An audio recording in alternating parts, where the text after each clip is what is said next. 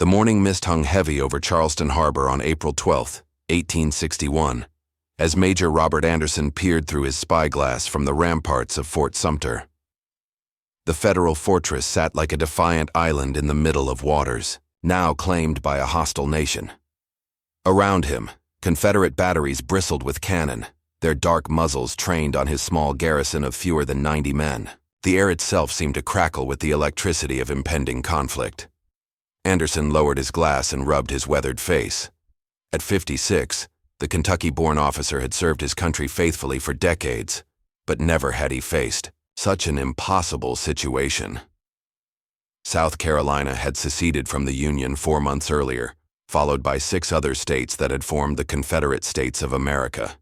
Now he found himself the unwilling guardian of what many considered the last federal foothold in rebel territory. The fort's supplies were dwindling dangerously low. President Abraham Lincoln had promised to send provisions, but Anderson knew that any relief expedition would likely trigger the very war both sides claimed they wanted to avoid. Yet abandoning the fort would be seen as surrendering federal authority to the rebels, something Lincoln had vowed never to do. Captain Abner Doubleday, Anderson's second-in-command, approached with the morning reports. The 31-year-old New Yorker had been drilling the men relentlessly, preparing them for what seemed inevitable. "Sir, the Confederate vessels are maintaining their positions around the harbor," he reported. "General Beauregard's batteries appear fully manned and ready." Pierre Gustave Toutant Beauregard, the Confederate commander facing them across the water, had been Anderson's student at West Point years earlier. The irony was not lost on either man that former teacher and pupil now faced each other as enemies. Beauregard, a Louisiana Creole with a reputation for military brilliance, commanded over 3,000 troops positioned at strategic points around the harbor. According to historical accounts documented in the Charleston Mercury, tensions had been building steadily since December 26, 1860, when Anderson had quietly moved his garrison from the more vulnerable Fort Moultrie to the stronger position at Fort Sumter under cover of darkness. South Carolina's governor, Francis Pickens, had demanded the federal forces withdraw, but Anderson refused to abandon his post without direct orders from Washington. The soldiers within the fort went about their duties with grim determination. They knew they were vastly outnumbered and outgunned, but their oath to defend federal property remained sacred.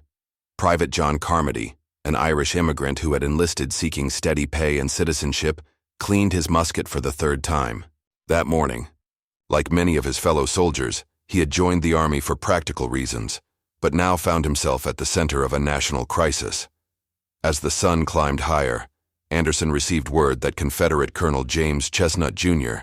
and Captain Stephen Lee were approaching under a flag of truce. The formal demand for surrender had arrived, delivered with Southern courtesy, but backed by overwhelming force. Anderson knew his answer before he read the ultimatum, but the weight of history pressed down upon his shoulders. His decision in the next few hours would determine whether the United States would remain whole or be torn asunder by civil war. The stage was set for a confrontation that would echo through the ages as two sides prepared to settle their differences, with cannon fire rather than compromise. The rowing boat cut through the choppy waters of Charleston Harbor, carrying the Confederate delegation toward Fort Sumter's wharf. Colonel James Chestnut, Jr. adjusted his immaculate gray uniform as the boat approached the federal fortress. Beside him, Captain Stephen Lee reviewed the ultimatum one final time, though both men knew its contents by heart. The message was simple: surrender Fort Sumter or face bombardment. Major Anderson received the Confederate officers in his modest quarters within the fort's casemates. The room was sparse, containing only a simple desk, 2 chairs, and a map of Charleston Harbor marked with defensive positions. Despite the gravity of the situation, all 3 men maintained the courteous demeanor expected of professional soldiers. "Major Anderson," Chestnut began, his voice carrying the cultured accent of the South Carolina Low Country, "I have the honor to present you with this communication from General Beauregard." He handed over the sealed envelope containing the surrender. Demand at Anderson broke the wax seal and read the document carefully. The terms were straightforward: evacuate the fort with full military honors, taking personal property and company arms. The Confederate government would provide transportation to any United States port. It was, by military standards, a generous offer. "Gentlemen," Anderson replied after a long pause, "I must respectfully decline your demand. I cannot and will not surrender this fort." His voice was steady, but those who knew him well could detect the strain beneath his composed exterior. Captain Lee leaned forward. "Major, surely you understand your position is untenable. You have fewer than 90 men and limited supplies. General Beauregard commands thousands of troops with artillery positioned at every strategic point around the harbor." Anderson nodded gravely. "I am well aware of my circumstances, Captain. However, I am bound by my oath and my orders to hold this position." He paused, then added with a slight smile, "I will await the first shot, and if you do not batter us to pieces, we shall be starved out in a few days." The reference to starvation was not hyperbole. According to records maintained by the fort's quartermaster, their food supplies would last only until April 15th at most. The men had already been placed on reduced rations, and the lack of fresh provisions was beginning to tell on their health and morale. Chestnut stood to leave, his expression somber. "Major, I regret that you have chosen this course. We shall return to General Beauregard with your answer, but I fear the consequences will be grave for all concerned." As the Confederate delegation departed, Anderson called his officers together for a final council of war. The interior of Fort Sumter buzzed with quiet activity as soldiers prepared for the coming bombardment. The fort's construction, begun in 1829, featured thick masonry walls designed to withstand naval attack, but Anderson knew they faced artillery fire from multiple directions. Captain Doubleday examined their ammunition stores with growing concern. "Sir, we have plenty of shot for the larger guns, but our powder supplies are limited. We'll need to be selective about our targets once the firing begins." Lieutenant Jefferson Davis, not to be confused with the Confederate president of the South, same name, reported on the condition of their artillery. "The barbette guns on the upper level are fully operational, but they'll be exposed to enemy fire. The casemate guns on the lower level offer better protection but limited range." Anderson studied the harbor through his spyglass once more as evening approached.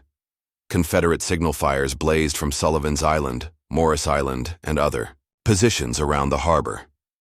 The sight reminded him of ancient times when beacon fires warned of approaching armies.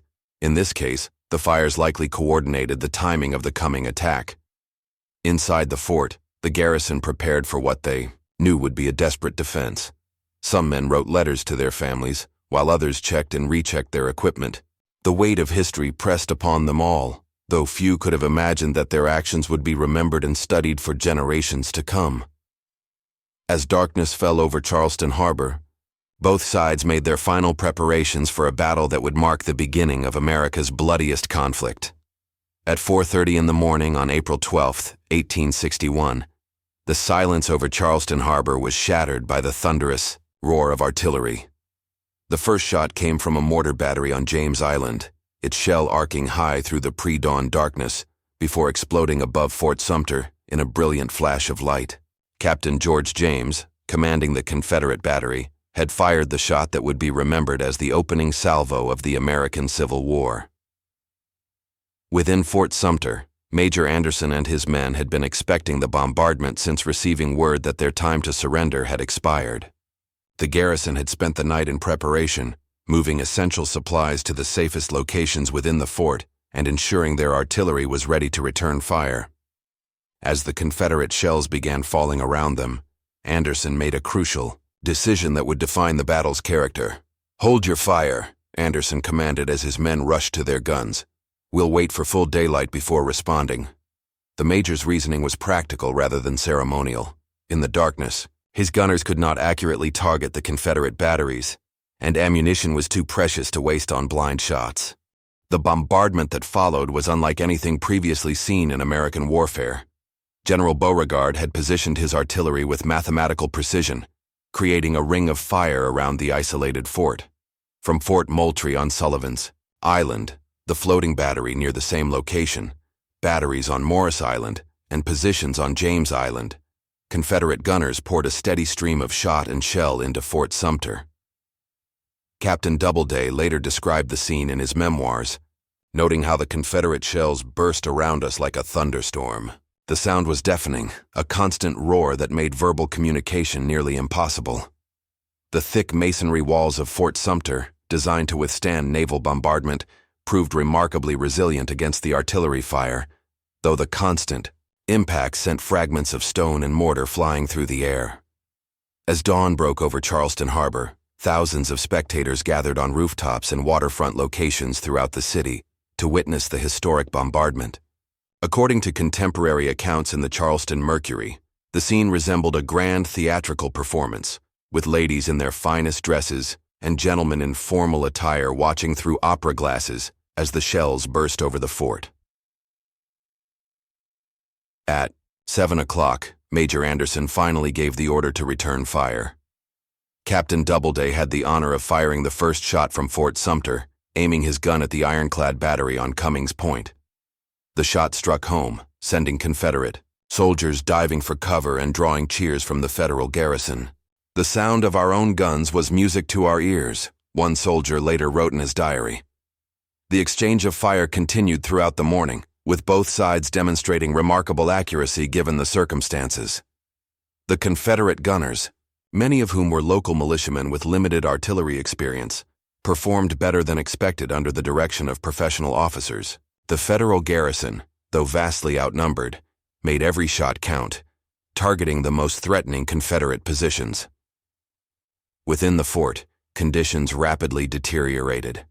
The constant bombardment made movement dangerous, forcing the defenders to remain in the lower casemates whenever possible. The thick smoke from burning cartridges and the dust from pulverized masonry made breathing difficult, while the noise was so overwhelming that orders had to be communicated by hand signals or written notes. Private Daniel Howe, a veteran soldier from Ireland, manned one of the casemate guns throughout the morning bombardment. Like many of his fellow soldiers, Howe had seen action in the Mexican War, but nothing had prepared him for the intensity of this engagement. The continuous roar of artillery and the crash of shells against the fort's walls created an atmosphere of controlled chaos. As the day progressed, it became clear that while the Confederate bombardment was spectacular, it was not immediately fatal to the fort's defenders. The thick walls continued to absorb the punishment, and casualties remained remarkably light. However, Anderson knew that time was working against him, as his ammunition supplies dwindled with each passing hour. By noon on April 12th, the bombardment of Fort Sumter had settled into a deadly rhythm. Confederate artillery continued their relentless pounding while Anderson's garrison responded with carefully measured shots, each one precious given their dwindling ammunition supplies. The fort's flag had been shot away twice, only to be raised again by brave soldiers who risked their lives to maintain this symbol of federal authority. The most critical moment came when Confederate hotshot, cannonballs heated red-hot in furnaces, began, striking the fort's wooden structures. The officers' quarters, constructed primarily of wood and located in the fort's interior, caught fire around 1 o'clock in the afternoon. Thick black smoke began pouring from the building, creating a new hazard for the defenders who were already struggling with the effects of gunsmoke and masonry dust. Sergeant John Grattan led a desperate firefighting effort, organizing details of soldiers to form bucket brigades from the fort's cisterns. The work was dangerous, as Confederate shells continued to rain down while the men fought the spreading flames. The smoke was so thick, you couldn't see your hand in front of your face, Grattan later recalled. "We were fighting two enemies, the rebels and the fire." The situation grew more desperate as the afternoon wore on. The fire spread to other wooden structures within the fort, including the barracks where the soldiers' personal belongings were stored. More critically, the flames threatened to reach the magazine where the fort's gunpowder was stored.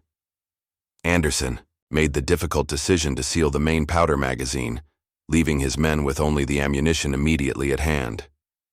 Captain Doubleday attempted to maintain the fort's rate of fire, but the combination of smoke, heat, and limited ammunition made effective resistance increasingly difficult. The Confederate gunners, observing the smoke pouring from the fort, increased their rate of fire, sensing that victory was within reach.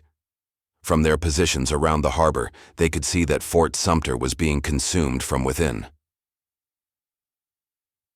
According to reports later published in the New York Herald, the sight of the burning fort drew even larger crowds of spectators in Charleston. The rooftops and wharves were packed with citizens watching what many believed would be the final act of federal resistance in South Carolina. Some accounts describe ladies fainting from the excitement, while Confederate soldiers cheered each time a shell found its mark. Inside the fort, conditions had become nearly unbearable. The smoke from the fires made breathing difficult, while the heat from the flames combined with the April sun to create an oven-like atmosphere within the casemates. Several soldiers collapsed from heat exhaustion and had to be carried to the comparative safety of the lower levels. Private Peter Hart, a young soldier from Massachusetts, described the scene in a letter to his family. The smoke was so thick we could barely see each other. The rebels kept firing while we tried to put out the fires, and all the time we knew our powder might explode at any moment. Despite these terrible conditions, the garrison's morale remained surprisingly high. The men took pride in their ability to maintain resistance against overwhelming odds, and Anderson's calm leadership helped steady their nerves during the most dangerous moments. When the flagstaff was shot away for the third time, soldiers immediately volunteered to raise it again, declaring that they would not surrender while they still had strength to fight. As evening approached, the situation became critical. The fire had consumed most of the fort's wooden structures, and the smoke had become so thick that the gunners could barely see their targets. Anderson realized that his position was becoming untenable, not from enemy fire, but from the conditions within the fort itself. The Confederate commanders, observing the heavy smoke and reduced rate of fire from the fort, began to hope that Anderson might be ready to negotiate. General Beauregard had been under orders to capture the fort if possible, while minimizing casualties on both sides. The sight of Fort Sumter wreathed in smoke and flame suggested that the moment for surrender might be approaching. Louis Wigfall, a former United States Senator from Texas who was now serving as a Confederate colonel, watched the bombardment from Morris Island. Impulsive and dramatic by nature, Wigfall began to consider whether the time had come to approach the fort under a flag of truce to discuss surrender terms. As the fires within Fort Sumter raged out of control on the afternoon of April 13th, the situation for Major Anderson's garrison had become truly desperate. The thick smoke made it nearly impossible to man the guns effectively, while the heat from the burning buildings threatened to ignite the remaining ammunition stores. Anderson faced a commander's worst nightmare, the choice between certain destruction and honorable surrender. The Confederate bombardment had continued for over 30 hours, with more than 3,000 shells fired at the fort. Remarkably, despite this intense fire, not a single man in the Federal garrison had been killed. The fort's thick masonry walls had absorbed the punishment, though the constant impacts had weakened the structure and filled the air with dangerous stone fragments. At approximately 1:30 in the afternoon, Colonel Louis Wigfall of Texas made a dramatic decision that would help end the bombardment. Without authorization from General Beauregard, Wigfall commandeered a small boat and rowed toward Fort Sumter under a white flag of truce. The impetuous colonel had observed the heavy smoke pouring from the fort and concluded that Anderson must be ready to surrender. Wigfall's boat approached the fort's wharf through a hail of debris and smoke. The Confederate batteries, unaware of his unauthorized mission, continued their bombardment even as he made his way to the fort. Private Thompson, manning one of the fort's guns, spotted the approaching boat and called out to his officers. "Sir, there's a boat approaching under a white flag," Thompson shouted through the smoke and noise. Captain Doubleday, his face blackened with soot and powder, peered through the haze to confirm the sighting. Major Anderson, despite his exhaustion and the desperate situation, received Wigfall with military courtesy. The Texas colonel, his uniform torn and his face flushed from the dangerous journey, presented himself as an unofficial representative of the Confederate forces. "Major Anderson," Wigfall declared, his voice hoarse from shouting over the artillery, "Fire. Surely you can see that further resistance is useless. Your flag has been shot away, your fort is on fire, and your men are in danger of being burned alive or suffocated." Anderson looked around at the smoke-filled interior of the fort, then back at the Confederate colonel. "Colonel Wigfall, I am prepared to evacuate the fort, but only on honorable terms. My men have fought bravely, and they deserve to march out with full military honors. According to historical records preserved in the National Archives, the negotiations that followed were conducted with remarkable civility, despite the desperate circumstances. Wigfall, though acting without specific authority, assured Anderson that the Confederate government would grant honorable terms for the garrison's surrender. The firing gradually ceased, as word spread that negotiations were underway. General Beauregard, learning of Wigfall's unauthorized mission, quickly sent his own representatives to formalize the surrender terms.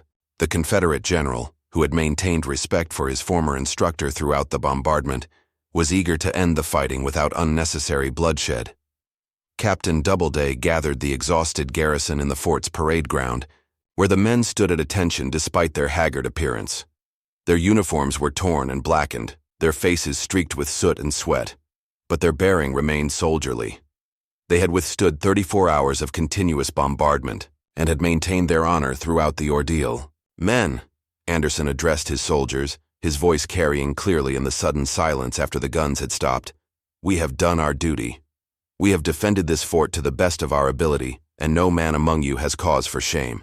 The formal surrender terms were generous, allowing the garrison to salute their flag, march out with arms and personal property, and be transported to New York aboard a United States vessel. The Confederate authorities recognized that Anderson and his men had conducted themselves with honor and deserved respect, even in defeat. As the sun set over Charleston Harbor on April 13th, both sides prepared for the formal surrender ceremony scheduled for the following day. The bombardment of Fort Sumter was over, but the war it had begun would continue for 4 long and bloody years. The first shots had been fired, and there would be no turning back from the path to civil war. The morning of April 14th, 1861, dawned clear and bright over Charleston Harbor, a stark contrast to the smoke and fire that had engulfed Fort Sumter the previous day. Major Anderson's garrison prepared for their final act as defenders of the federal fortress, a formal surrender ceremony that would be conducted with full military honors despite their defeat. The terms negotiated the previous evening allowed Anderson's men to fire a 50-gun salute to the United States flag before lowering it for the final time. This gesture of respect, granted by General Beauregard out of admiration for the garrison's brave defense, would provide a fitting end to their resistance. The Confederate commander understood that honoring a worthy opponent enhanced rather than diminished his own victory. As the Federal soldiers prepared their artillery for the salute, crowds once again gathered throughout Charleston to witness this historic moment. The same rooftops and wharves that had been packed with spectators during the bombardment now held citizens eager to see the formal end of federal authority in South Carolina. Many wore their finest clothes, treating the occasion like a grand celebration. At 2 o'clock in the afternoon, the ceremony began. The federal garrison, despite their ordeal, formed ranks with military precision. Their uniforms were torn and smoke-stained, their faces still bearing the marks of their 34-hour ordeal, but they stood with the dignity of soldiers who had done their duty under impossible circumstances. Major Anderson, his voice steady despite his exhaustion, gave the order to begin the flag salute. The first cannon fired with a thunderous roar that echoed across the harbor, followed by the second, then the third. Each shot was a farewell to the flag that had flown over Fort Sumter since the post's construction. Tragedy struck during the ceremony when the cannon being used for the salute exploded on the 47th round. Private Daniel Howe, the Irish veteran who had served bravely throughout the bombardment, was killed instantly by the blast. Private Edward Galloway was mortally wounded and died shortly afterward. These 2 men became the first casualties of the American Civil War, killed not by enemy fire, but by a tragic accident during the surrender ceremony. The explosion cast a somber shadow over the proceedings, but Anderson ordered the ceremony to continue. The remaining 3 shots were fired from another gun, completing the 50-gun salute as originally planned. The irony was not lost on the participants that more men had died during the surrender than during the entire bombardment. Captain Doubleday, his hand steady despite the recent tragedy, slowly lowered the stars and stripes as the final cannon shot echoed across the water. The flag that had been shot away and raised again multiple times during the battle was carefully folded and presented to Major Anderson, who accepted it with visible emotion. "Gentlemen," Anderson addressed his men one final time as federal commander of Fort Sumter, You have served your country with honor. Though we lower this flag today, we do so knowing that we have upheld the best traditions of the United States Army. The Confederate authorities, true to their word, provided transportation for the federal garrison aboard the steamship Baltic. As the soldiers filed aboard the vessel, many Charleston citizens who had watched the bombardment gathered to show their respect for the brave defenders. Despite the political divisions that had led to war, there remained recognition that Anderson and his men had conducted themselves as honorable soldiers. According to contemporary accounts in the Charleston Mercury, even many Confederate officers expressed admiration for the federal garrison's conduct during the siege. The fact that the defenders had maintained their position for 34 hours against overwhelming odds, while suffering only accidental casualties, enhanced their reputation throughout both North and South. As the Baltic steamed northward, carrying Anderson and his men toward New York, the Confederate flag was raised over Fort Sumter for the first time. The fortress that had been the last symbol of federal authority in South Carolina was now firmly in Confederate hands, but the cost of this victory would prove far greater than anyone imagined.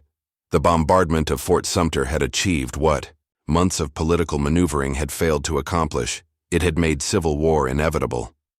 President Lincoln's call for 75,000 volunteers to suppress the rebellion would follow within days, and the nation would embark on 4 years of unprecedented bloodshed. The shots fired at Fort Sumter had indeed launched the American Civil War, just as the title of this account suggests. Major Anderson would return to Fort Sumter exactly 4 years later, on April 14, 1865, to raise the same flag he had been forced to lower in defeat. On that occasion, the war would be over, the Union preserved, and the nation ready to begin the long process of healing. But on this April day in 1861, as the Baltic carried the defeated garrison northward, such reconciliation seemed impossible to imagine.